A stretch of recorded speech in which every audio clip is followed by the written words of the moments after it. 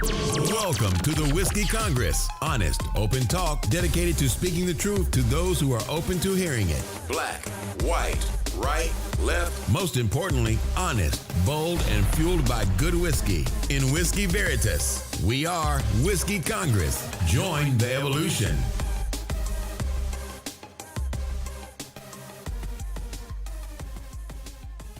Welcome back to Whiskey Congress. We ended the last show talking a little bit about the NFL protests, or a lot about the NFL protests and the related issues.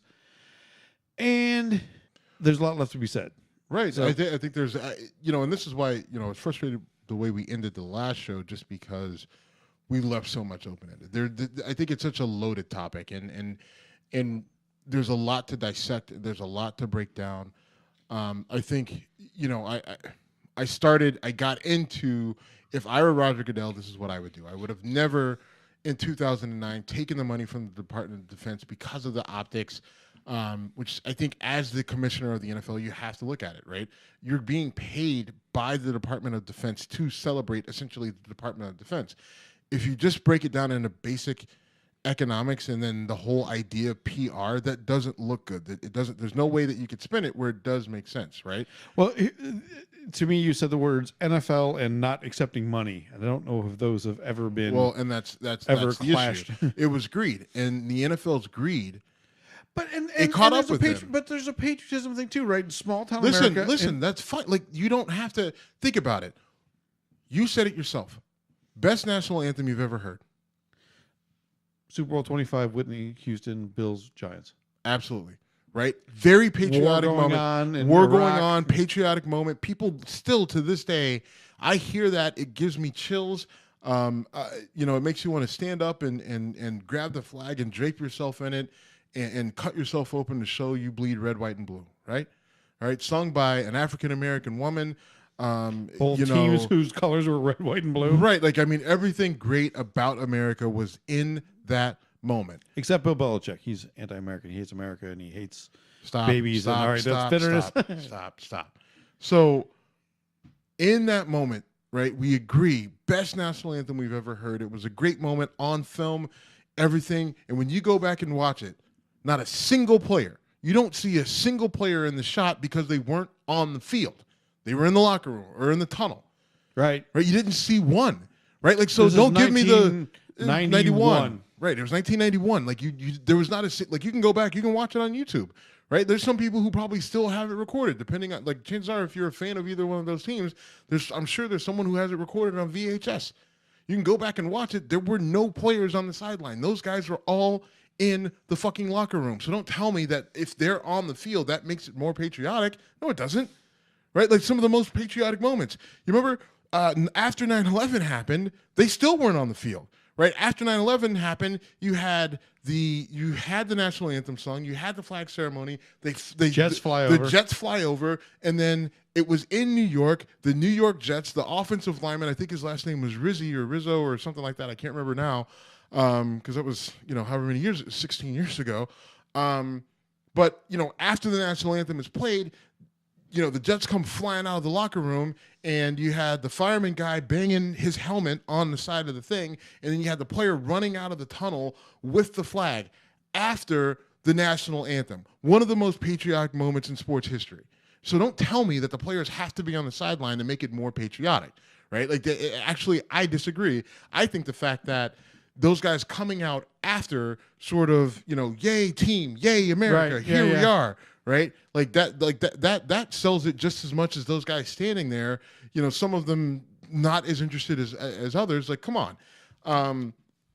So I think as the commissioner, the move would have been 2009, not having the guys come out on the field, not accepting the money because the optics were bad then.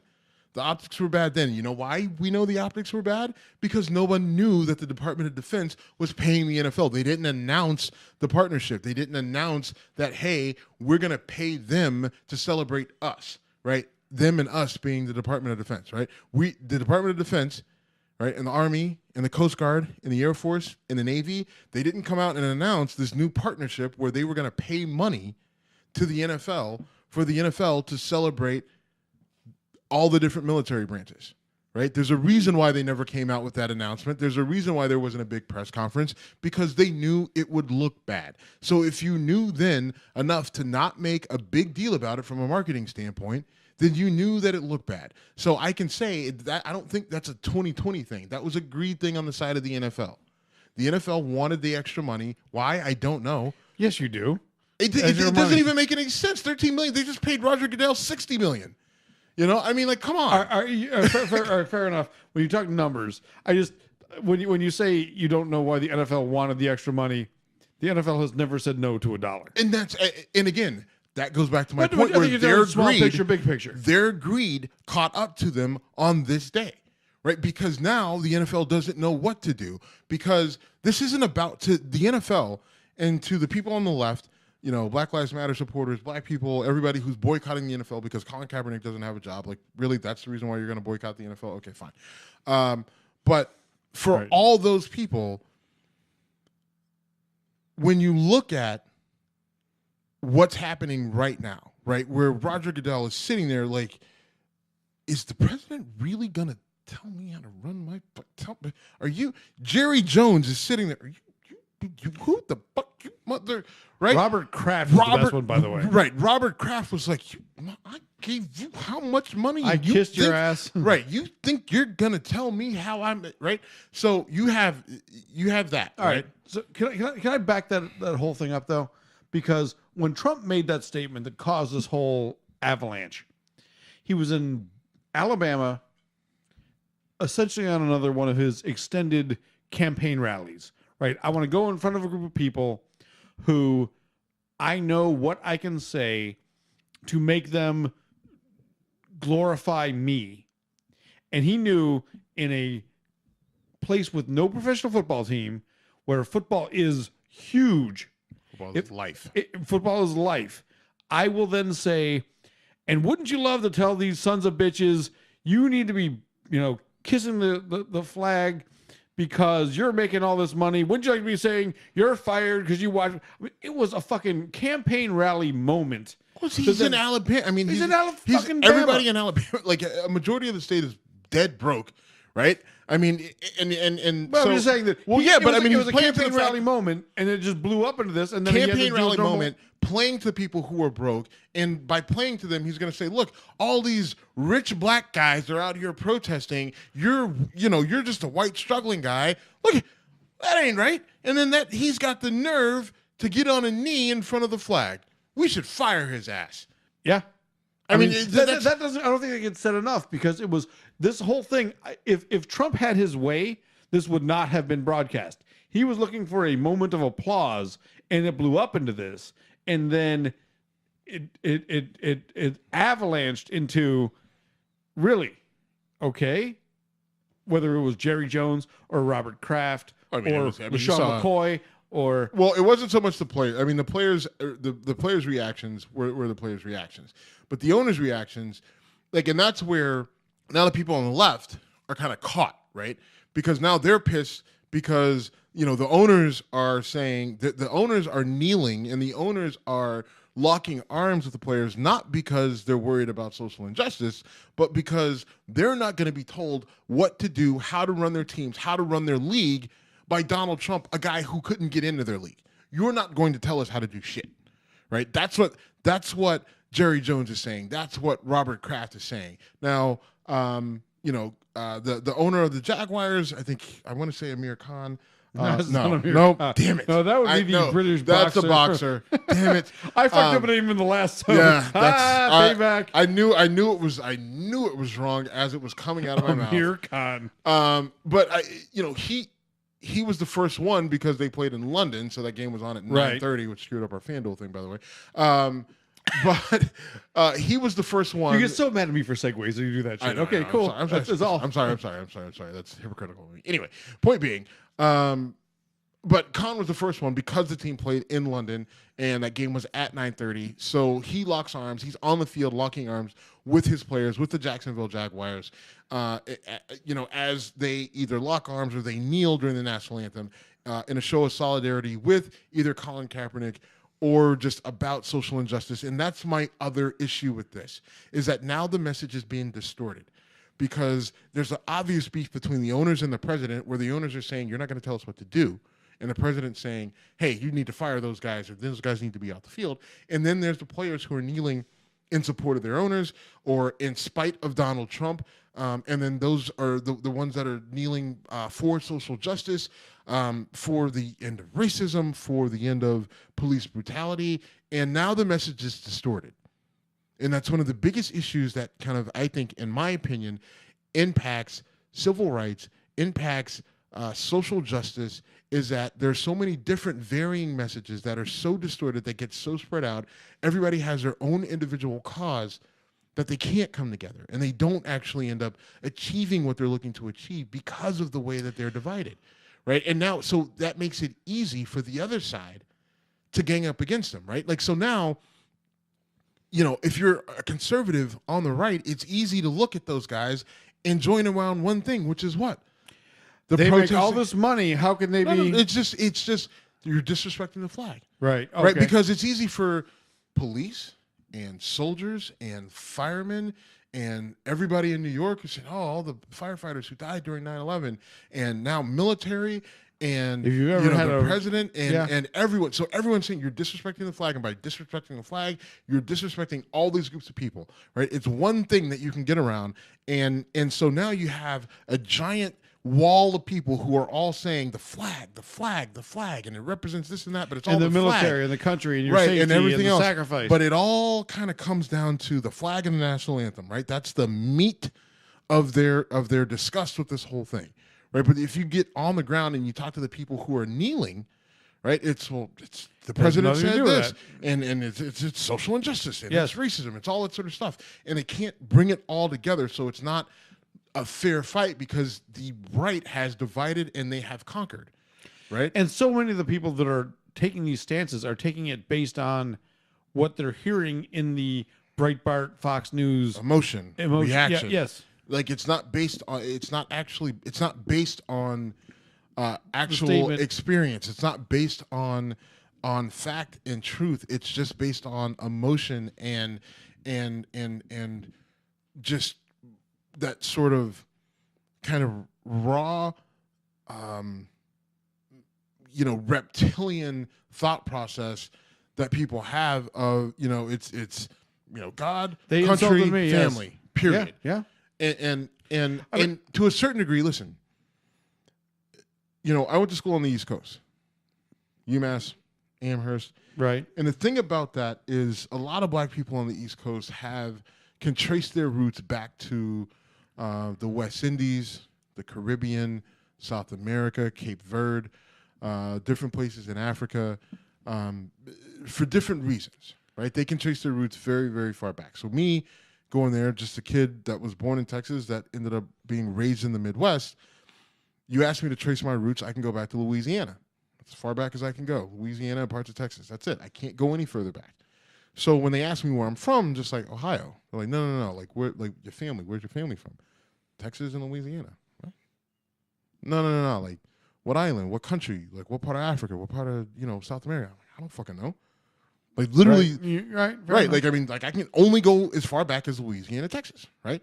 And we've talked about this on the show. So, but the thing is, in college, that was held against me a little bit. It's just like, well, so you're not Jamaican, you're not. You don't have any Dominican roots. You don't have any. You're not from Ghana. Like you don't have like anything. How, then you can't be one of us. Like, whoa, what the fuck? Why? You're not from. One of the islands. You don't have like you can't. This all started because they said, hey, bring the flag of your country and your home. All right. Well, how about the American flag? Where else? What other flag can I bring? There's only one flag I can bring. Right. That's all I know.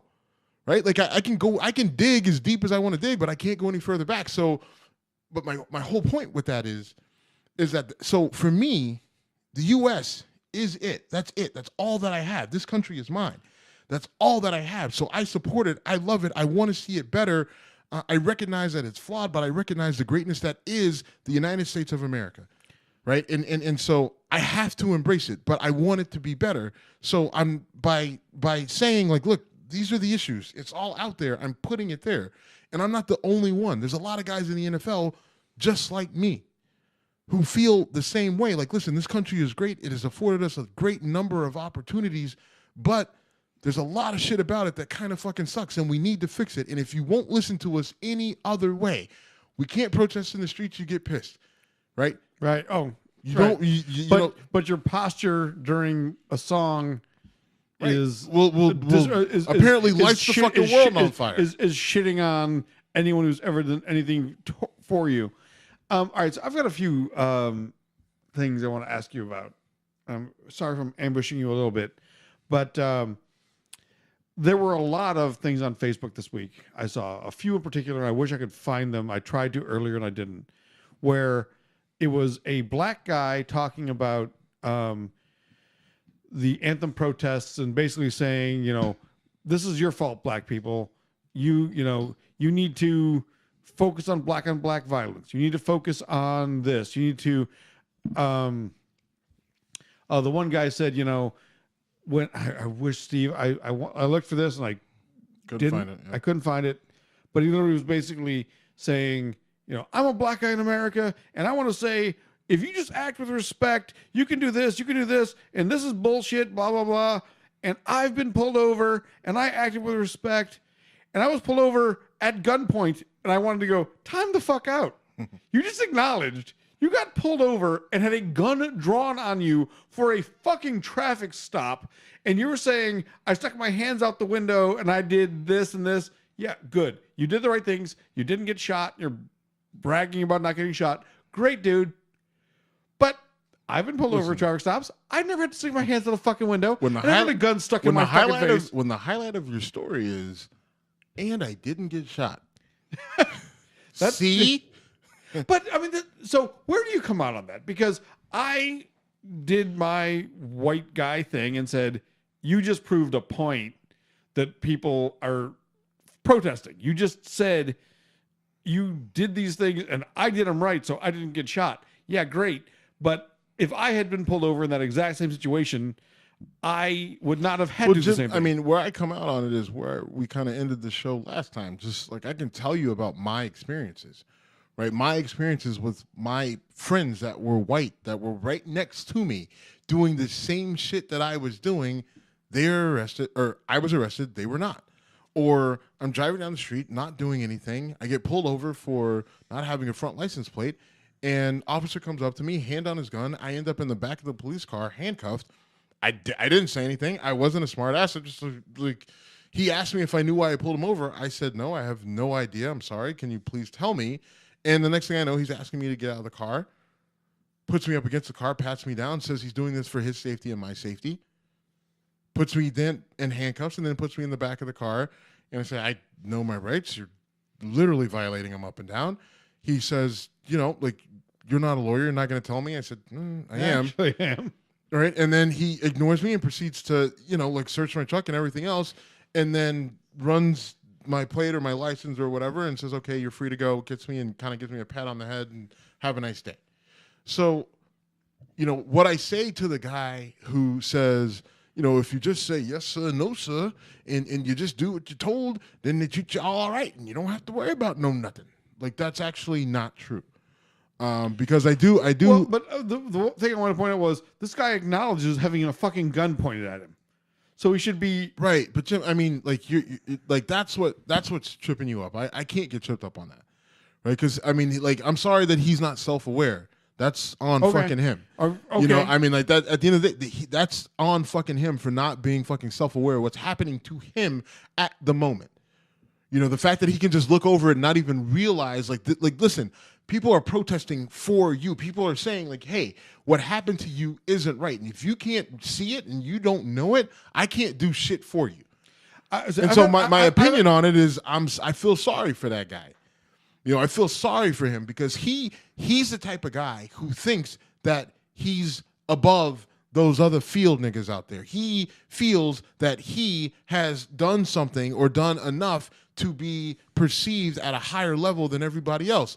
Jay-Z's song, the OJ story. Sorry, yeah. We're all fucking niggas to y'all, right? That's at the end of the day, we're all the same level of nigga. It doesn't matter how much money you make. It doesn't matter if you're OJ or Jay-Z or Oprah or Barack or Steve or Tom or Dave. It doesn't matter. We're all the same level of nigga. So it doesn't fucking matter if you yes sir or no sir, or if you're black power, or if you're just, I'm just not going to say anything. It doesn't fucking matter. So you do what you can, right? You affect what you can affect.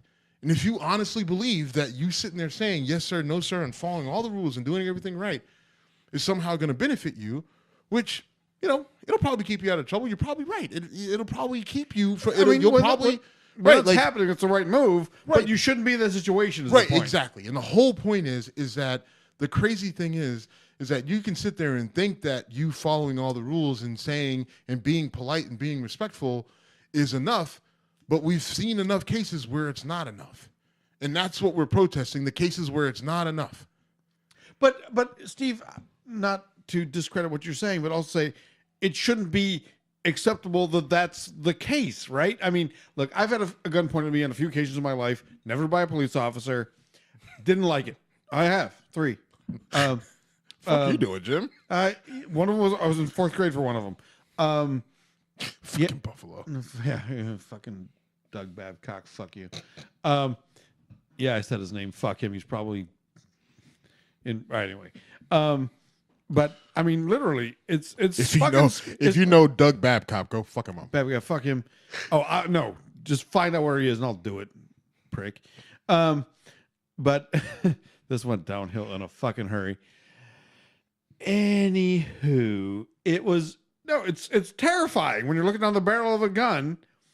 It's terrifying, and when it's at the hands of someone who has some concept of legal authority, then it's more scary, especially when you know that name the name, an officer killed so-and-so and they walked away. So I'm looking down the gun of a barrel of a cop, and if he pulls the trigger, no one's going to say boo.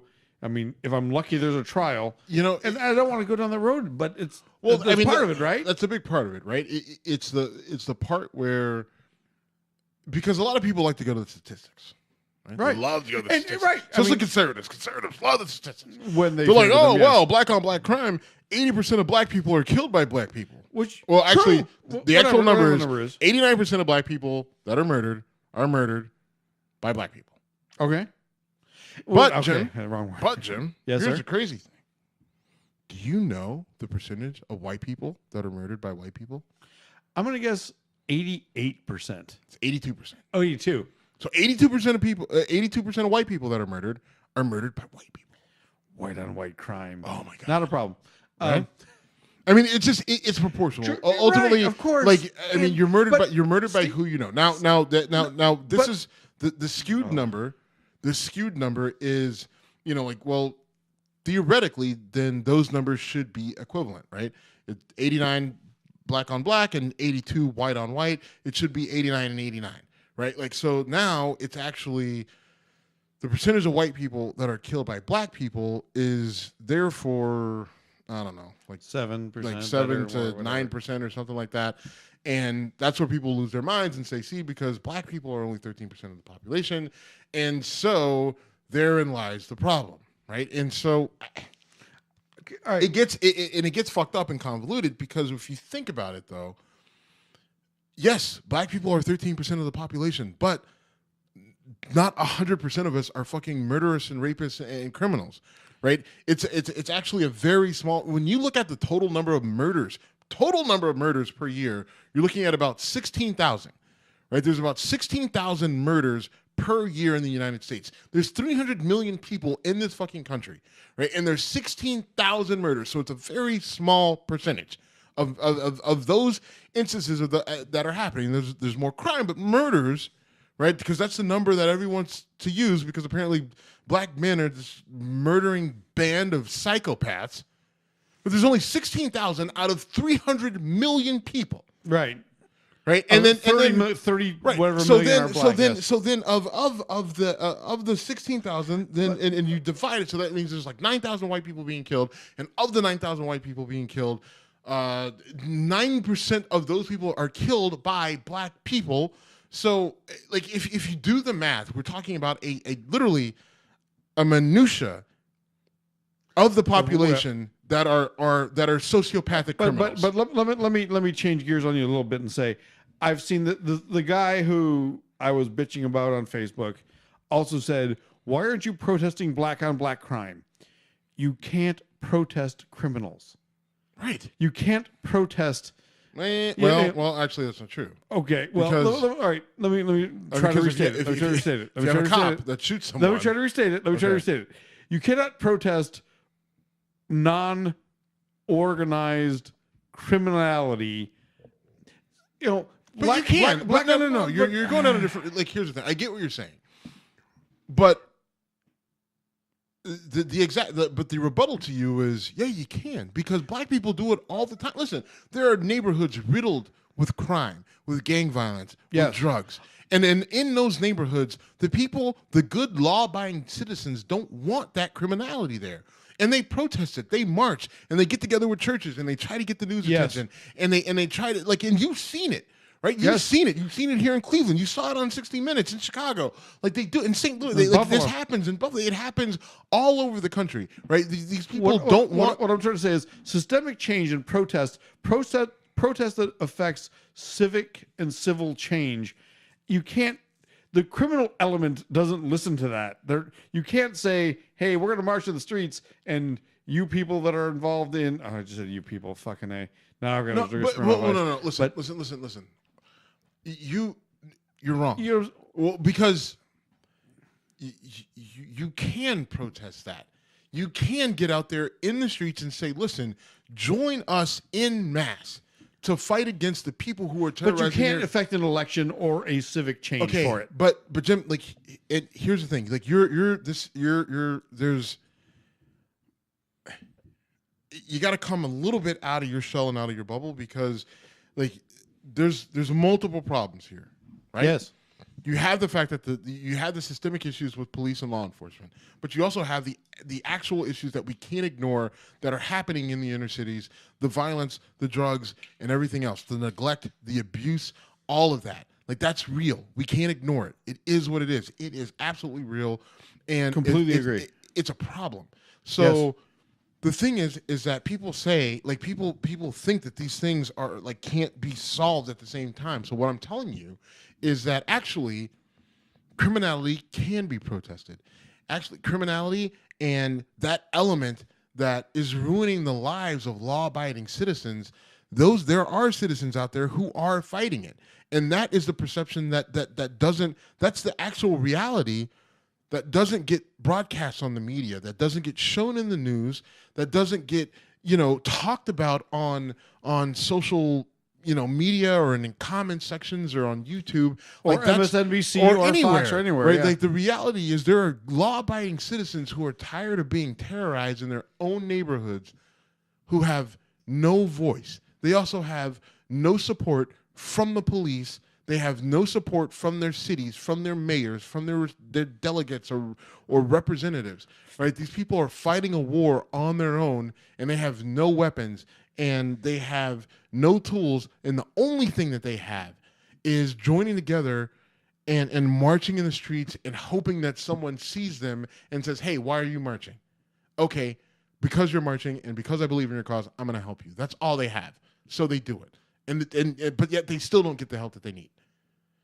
So that's a major part of this that is being ignored, right? Because those people are doing it in the streets, on the street level, in these neighborhoods, and no one hears them and no one cares, and people tell them to shut up and to stop and don't block traffic. So the NFL players are doing it. The NFL players are doing it and saying, all right, well, listen, I have a platform. I have a voice. That's my mom, 10 years ago when I was a young kid who was marching in those streets, and I was fortunate to make it to the NFL and get her out of there. But I still have friends and family members who live back there. So as an NFL player, I'm going to do what I can financially, but you know what? I'm going to protest. I'm going to do what my mom was doing in the streets and nobody was listening. And since someone's going to pay attention to me because I play a sport, then I'm going to bring it to everyone else's attention nationally. All right, so you said a lot of things, and I agree with essentially all of them, and I hate agreeing with you all the time. But one thing that bothers me that gets said all the time is, why are you protesting Colin Kaepernick, LaShawn McCoy, Michael Bennett, whatever? You make all You're these rich. millions of dollars. You're being rich. paid. All right. So let me say this. People protest or form strong opinions about abuse of animals all the time. Right? They'll say puppies, whatever, blah, blah, blah. If anyone ever said, hey, fill in the actor or actress's name here, why are you protesting against foie gras? You make all this money. Really give more a shit about goose livers than you do about human beings? I look like I pissed you off there. No, But my point is saying that I don't know. I don't know what foie gras is. Well, foie gras is when you stuff a goose's gullet with carbs so they get a fatty liver so they can make something that tastes good. And it does taste good. But anyway, my point is that animal rights things get protested all the time. High-level celebrities all the time get on these platforms and no one says shit. But when we're talking about human beings getting treated worse, well, you, Colin Kaepernick, made millions of dollars. You should shut the fuck up. Really? Should you? Does making millions of dollars make you not an acceptable voice piece for human rights in America today? Well, and See where I'm going? If I'm saying it badly, tell me I'm saying it badly. right. Well, you lost me when we got the goose livers and foie gras and Hogwarts and everything else. I didn't say Hogwarts, Jim. Come on, Hogwarts. I just I'm not going to go Harry Potter on you. You suck. You suck. listen. But I do get what you're saying. Hogwarts. You sound Hogwarts. It happens a lot where I think that People say you have an economic advantage, so why should you complain? Well, here's why. Maybe you care about people. Just saying. Well, I think the animal. It's funny because animal rights activists, they get a whole lot of leeway in their activism, Right. right? And my thing with animal rights is animals are great. I have a dog. I love your dog. Right? I have a great dog with stinky farts. Your door does And have although bad her farts farts. are better, Yes, they change are. their food and Yes. throwing some tuna in there, and now she's back to normal. Her fart time is bad, but here's my thing. I will always be this guy. I'm gonna take the human life over the animal life. I get that Me too. the animal lovers are gonna lose their mind over that, and I know plenty of people who will say, "Oh, I like animals better than humans, and animals are so much better, and they're innocent, and blah blah blah blah." Okay, great, All right, fine. if that animal could, it would kill you and your family. Just Right, exactly. I say that about Right. deer all the time when I bow hunt. People are like, you can bow hunt? I'm like, yes, I can. And if that deer could, it would kill you and your family. Well, I don't actually know that. I've said that many times. I only know of one person who's been attacked by a deer. She's actually been attacked by a deer more than once. It's kind of funny. I don't know the story. My buddy's And it wife. was- My buddy's wife. Like she was doing this outdoor running thing, and she got attacked by a deer. And she worked at a hospital, so her husband had to take her to work. And then they're like, "What happened?" She's like, "I got attacked by a deer while I was running," and it was a mess, man. Run faster. Right? Like she couldn't, man. Like Why, deer are good at running. They are, in fact, good at running. Sorry, Sunshine Bear. I told your story. I do call her Sunshine Bear, but that's a This personal again, story. we're So devolving. either way. So I don't know about deer and their will or desire to kill humans. I'm not sure how we got there. But my whole thing is just that, like, I'm sorry. I value human life more than animal life. I love my dog, but I would definitely save, my daughter or a friend before I save my dog. And I would be sad that my dog was gone, but I just, like, I value human life over. I'm so laughing. She did. She got fucking attacked by a deer. It was brutal. She sent us pictures, and I'm like, what the fuck happened to you? Like, I thought my buddy flipped.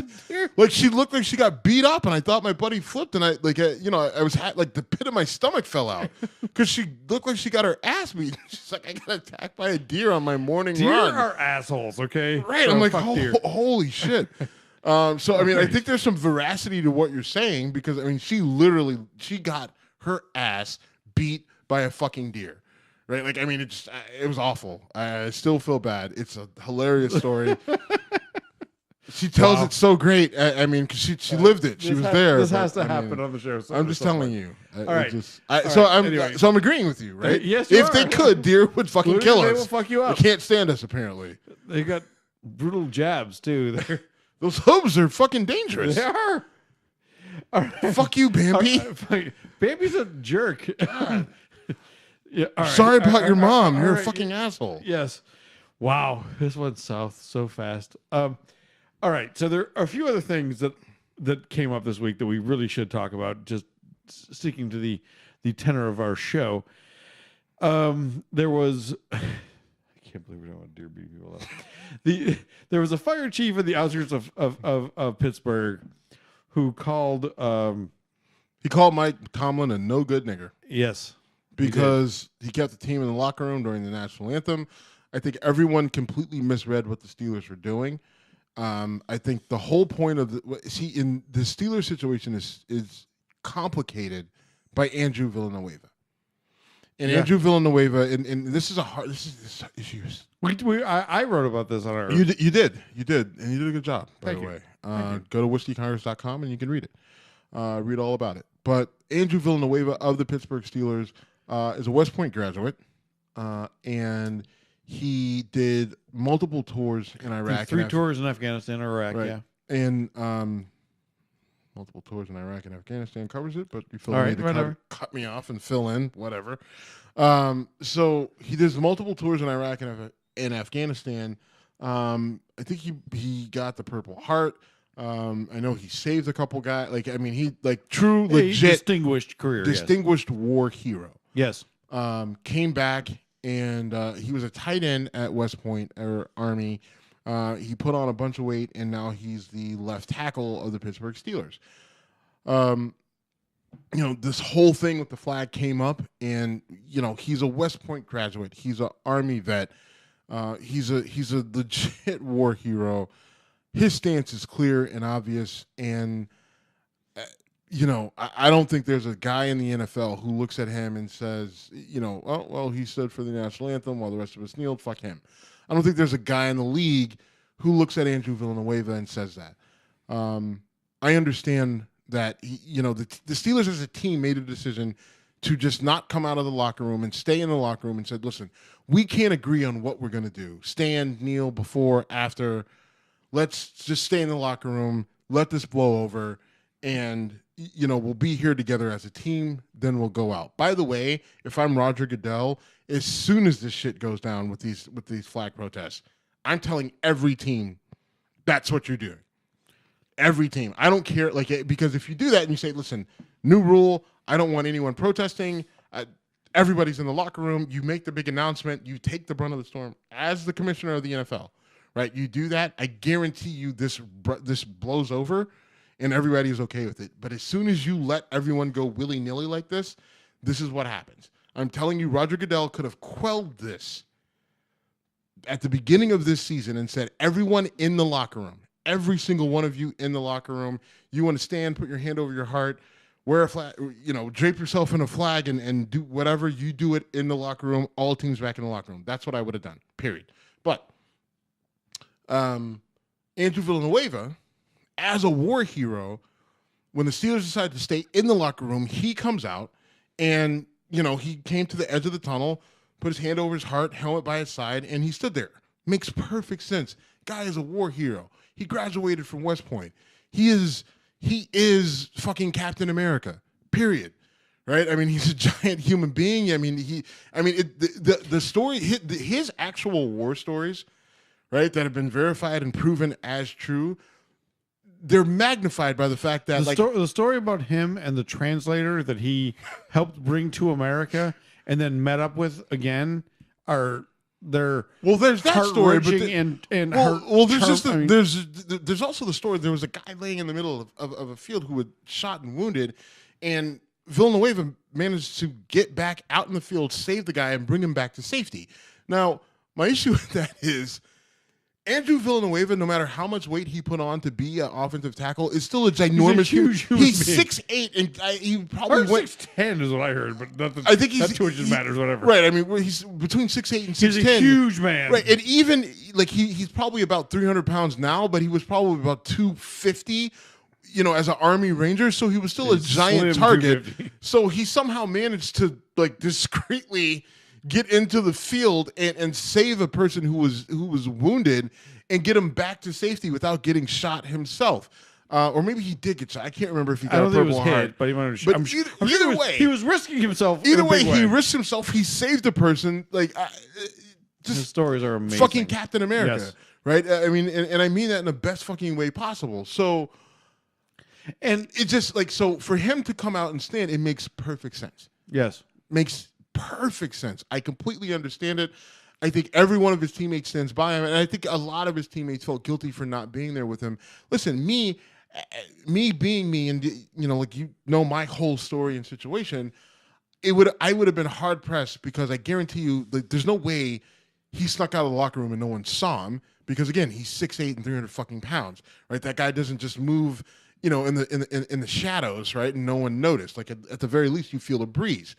So I would have been hard to let him go out there and stand by himself. Now, that being said, he didn't want to put people in an awkward situation, so he tried his best to sneak out, to be there for it, and it's that important to him, and I completely understand it. I don't blame him, and I'd be torn because I think I probably would have gone out there if all things being the same, but somehow I ended up on that Steeler team.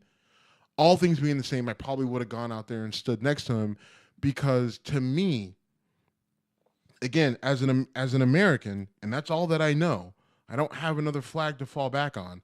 I can't tell you what country from Africa I originate from. I can't tell you if my family has any sort of origins in the Caribbean or South America. The only flag that I know that I can wave is red, white, and blue with 50 stars on it. And that guy who's a hero, who's a true American hero, and he goes out to stand for the national anthem, I don't know if I can let him do it by himself. well said. And I respect that. I do have a problem with the people who say, he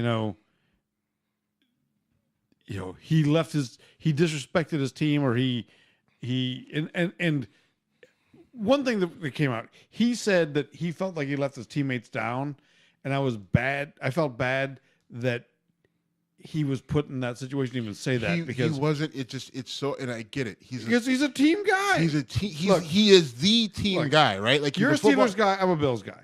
So the two guys that really showed their colors, sorry for the expression, in this were Villanueva and LaShawn McCoy. So LaShawn McCoy called President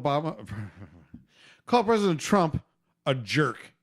And there were a bunch of articles saying LaShawn McCoy insulted the president. And he called him a jerk, and he called him a jerk for what he said and did. And you and I have butted heads on this show about name calling, and we've kind of agreed to disagree on a lot of things. But LaShawn McCoy dealt with an issue with law enforcement and whatever 2 years ago that we talked about on our old show. Mm-hmm. And in a club over expensive champagne that we could talk about for a while. But anyway, it's a weird story because at the end of the day, why are there police partying next to NFL LaShawn McCoy, yeah. Right? It's like you're a fucking cop. Okay, anyway. So my point is that LaShawn McCoy got vilified, and Jim Kelly and LaShawn McCoy had a big battle in the Buffalo sports media. And Jim Kelly originally came out and said, that LaShawn McCoy should have done what he did. And then he backtracked big time. As you well know, I love Jim Kelly. He's my top 5 all-time favorite athletes. And when you think about what he did with overcoming cancer and everything, I love Jim Kelly. But I think Jim Kelly did a brave thing in backtracking and saying he waved his patriotic flag, and then he realized, probably overstepped my bounds. I dealt with a discussion with a cousin of mine who asked me if on our show we would discuss the despicable acts of the NFL players over the anthem. And I said, take a listen.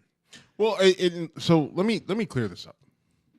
Wait. If I'm wearing my commissioner of the NFL hat, then I'm not accepting the contract from the military to have the players come out on the field back in 2009.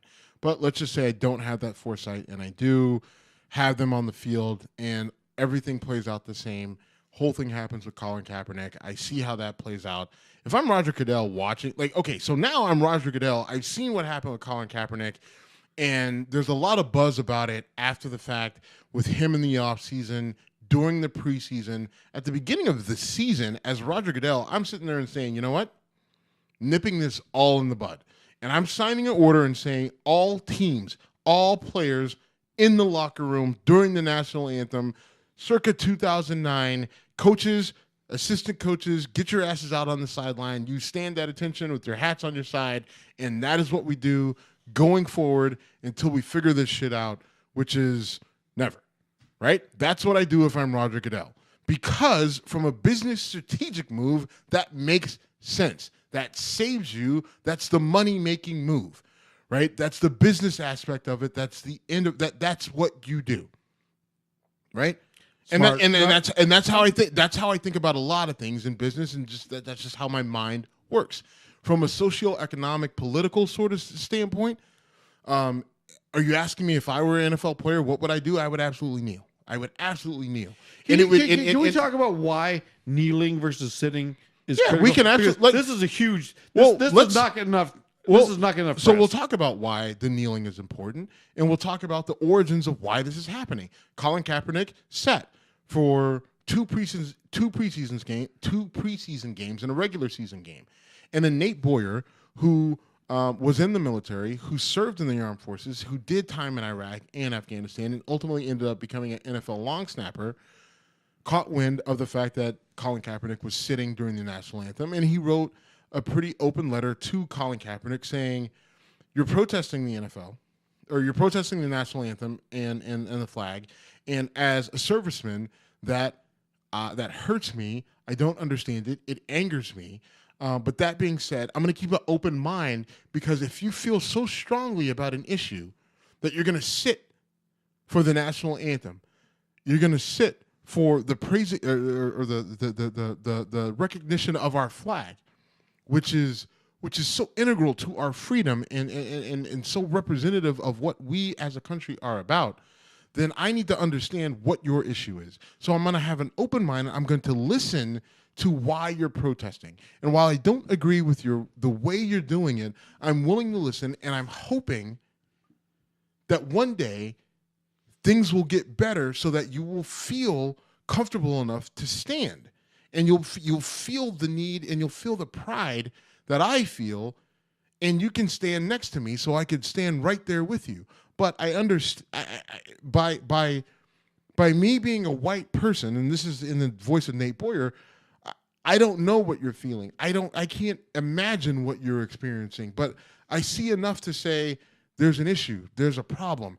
And while I don't get it, I can understand the fact that you feel strongly enough about it that you're gonna not participate in our national anthem and not participate in showing respect to our flag. So in doing so, instead of sitting, please kneel. And the reason why you kneel is because whenever a soldier passes in battle, when his family is presented with the flag,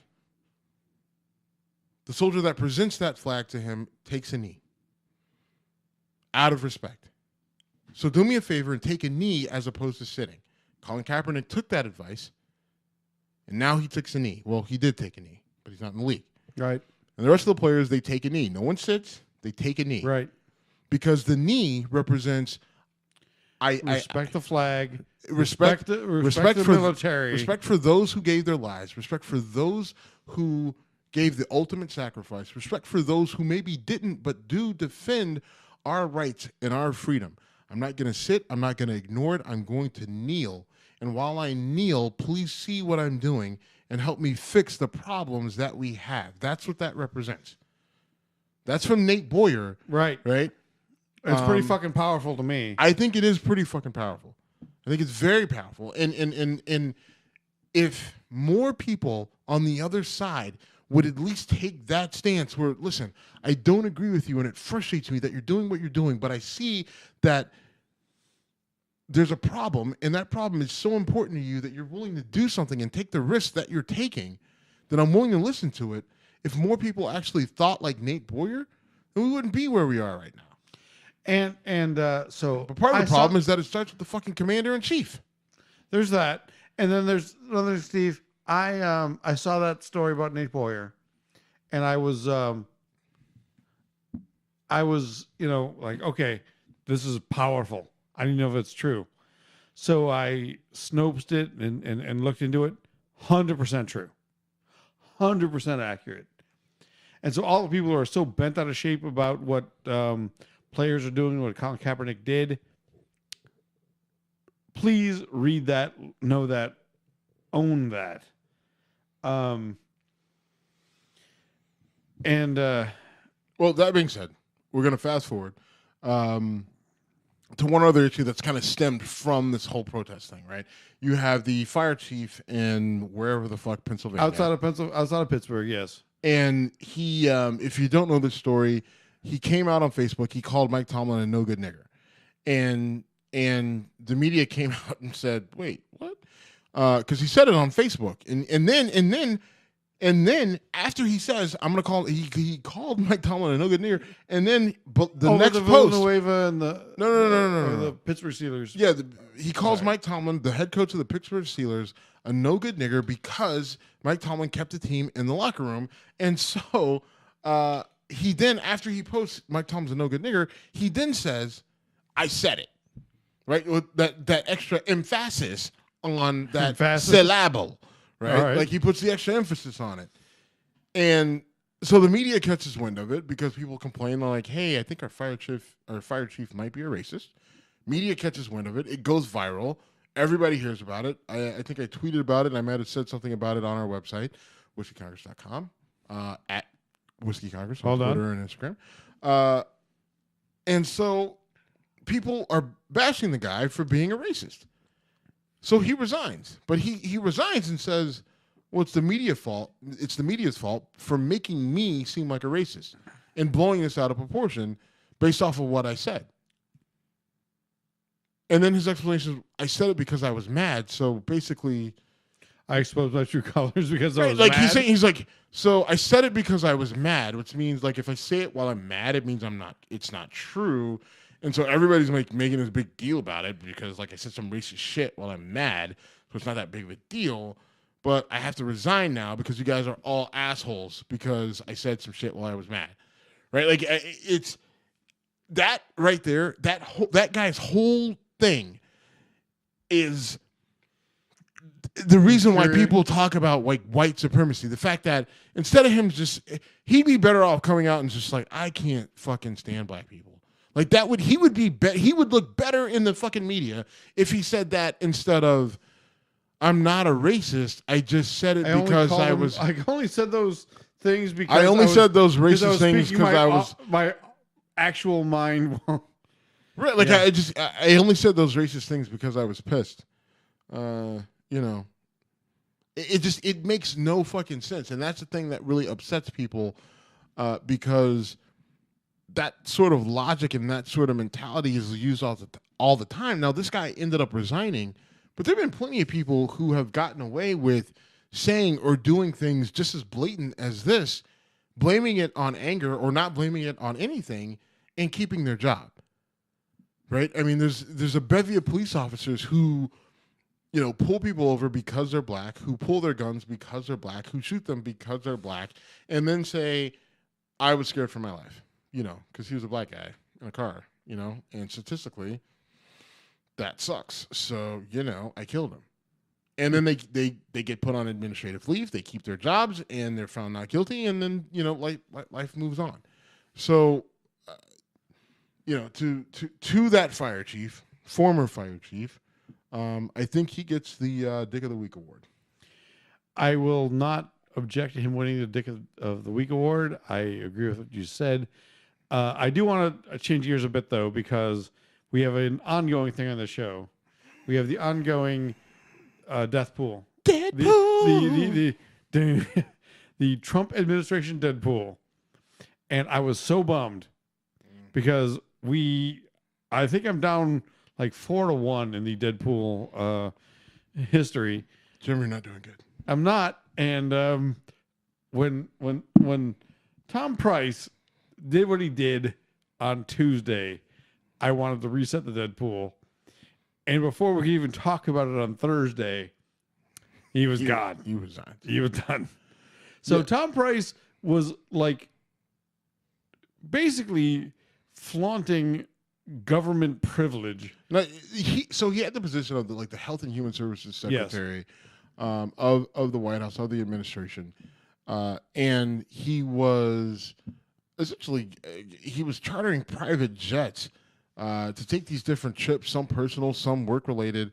But I mean, he was using blending the two in a right. Yeah. I mean, he's using taxpayer money to take private jets across the country, and not getting across the world. Yeah, across the world, and not getting it authorized by anybody. And I mean, he left us with a pretty ridiculous bill that we, as taxpayers, you, me, anybody listening to this, if you pay your taxes and you're not an asshole, then you are paying for that guy to take private jets around the world. If you think Tom Price, the director of Health and Human Services, is worth private jets around the world, then okay, so be it. You're cool with that. I'm not. He's not. So he gets blasted and lambasted in the media. He fights it. He's very indignant about it. Trump's supportive, and then he's not because he doesn't know. He's like, oh, well, what's wrong with that? Oh, people not like it? Are they blaming me? Well, never mind. I don't like it anymore. So Trump kind of wavers on it. Price early in the week says he's going to fight it, and it's ridiculous, and then he resigns. So I think with this, the main thing for us is that it resets our fucking Deadpool. All right. Because at the end of the day, who the fuck cares who the director of Health and Human Services? Here's what bothers me. Tell them why you're mad, Jim. Tell them why you're mad. I'm mad because tell them why you're mad. I'm down in the game, and I wanted this guy was like just teeing himself up. He was such a jackass. And I want. So this is what we're gonna do. We're gonna reset the Deadpool. The Deadpool, the Trump administration Deadpool, which, by the way, it's now all over CNN. It's fun to watch. Almost it's unbelievable. The pictures. I wish we need to find a way to like look into the history of presidential administrations. Well, so I've looked into it some. We are somewhat in some unprecedented waters in terms of the amount of turnover. I'm sorry. It's not the amount of turnover. It's the positions that are level of the high level of the turnover, level of turnover that has happened in this administration is crazy. Because typically in a presidential administration, you're going to have a lot of turnover early because you have a lot of people that you give jobs to that are a part of your campaign, and they just don't work out. But it's typically lower level people that we, as the general public, never hear of. We have no idea who they are and what they do. Right. And so there's a lot of swapping out. But with Trump, I mean, it's his, it's his chief strategist. It's his the spokesperson, his press secretary. Yeah, the press secretary.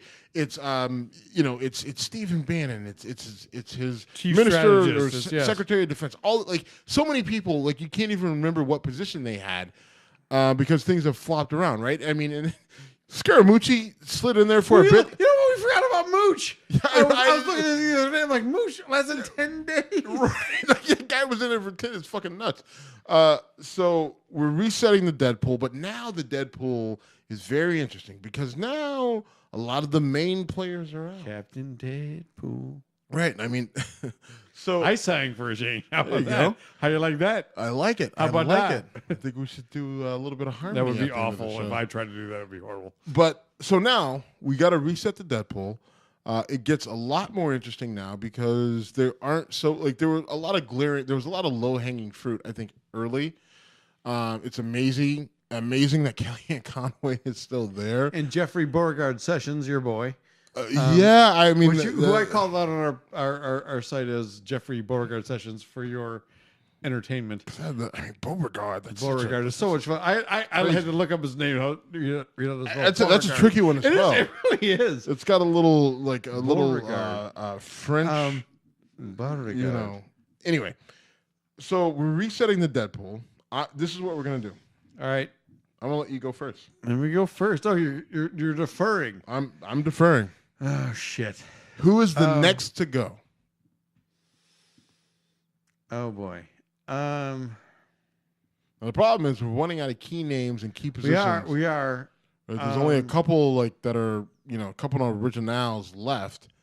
Now we can start to go through some people who've replaced people to see if they leave. All right, so because that's the one. all right, so my dream is for Jeffrey Beauregard Sessions to be gone. I think he's an evil son of a bitch, and I want that son of a bitch to be fired. And if that makes me offensive, whatever. You got to wonder. I think the funny thing is, I think I thought that Sessions was a bad guy, but like with Trump in the White House, I have to wonder if Sessions is questioning how bad he is. He's like, wait, am I really this bad? Am I? Do I have it in me to be as big of a dick as I want to be? Maybe I don't. I feel like Sessions is questioning his dickishness. I don't think he has to doubt his dickishness. I am going to go with, John Kelly. Excuse me? John Kelly? Really? Yes. All right. That's his name, right? Yeah, no, General John Kelly. Yeah, absolutely. I think he is so frustrated that he might just say, fuck it. I want to be on the outside. Okay. 10-1. Because it's after midnight. Yes, go ahead. Yeah. John Kelly is my Deadpool. Jim. He's going to punt. General John Kelly. John Kelly. He's actually writing this down, yep. Which is a good thing because in the past we've had to revisit. Right, we had to re-listen to shows and hear my terrible voice and. Yes, and so you, sir, what is your Deadpool? So this is my deal. I'm sticking with my guy. I think it's still going to be Rex Tillerson. That's a good choice too. Tillerson is probably. That's a good call. I'm sticking with John Kelly. I think John Kelly is so frustrated, but Tillerson might just say.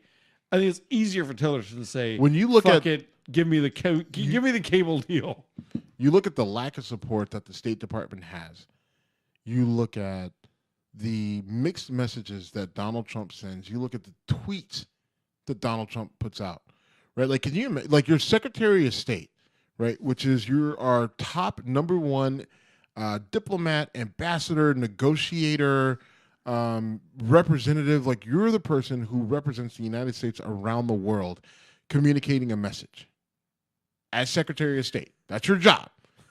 Brutal, right? And so can you imagine sitting in a form? Can you imagine, like, right now, I don't know where Rex Tillerson was this morning, but let's say he was in France, right? He's in France sitting there, with, I forget whoever just won the election in France, and they're having a conversation. Yeah. And so, the leader of France says, hey, your president just said that, Puerto Rico is, just basically kind of sitting there on the sidelines waiting for handouts, and that they need to be more proactive in their own recovery. What's that all about? I mean, that's Puerto Rico. That's part of your own country, and he's being a dick to them. So you mean to tell me that he's going to be cool with us? I mean, he's literally being an asshole to essentially a state that's an island, like right off the coast of his own country. Yeah, but you guys are kind of like mostly white, so you don't have to worry about it as much. Like, how do you spin that if you're Rex Tillerson? Right? Like, I mean, you're sitting there. You think you're moving the needle. You think you're having a good conversation, and then someone says your president just said this, and can you I could never be in that situation because Well, you handle things so well, Steve. I'm so bad. It's all right, brother. Let's shut this down. Let's shut this down. So just so we're clear, the Deadpool is reset. Yes. 10-1-17 Kelly versus Rex Jim Tillerson. says it's going to be General John Kelly. I'm saying it's going to be Rex Tillerson. Chances are we're both going to be wrong. This time it'll finally be Who knows? Kellyanne Conway. Fucking A, finally. Now, by the way, I think Sarah Huckabee Sanders might not be like. I mean, that was not a bad. That was on my list. But she seems so numb. She seems so. She does. I mean, she just seems. I'm going to come here and I'm going to say edge. things, and I think I can tell you that Honey tastes just as good as Kentucky bourbon and whatever. I don't know. what? Like I have no What idea. the fuck are you talking I about? have no fucking clue. No clue. That was bad. Having a fucking senior moment. I'm old. I'm older than. All right, shut it down. Oh no, it's you want to shut things down. All right, Steven, enjoy. To save this. you. Thank you. Save me. That's for what myself. friends do.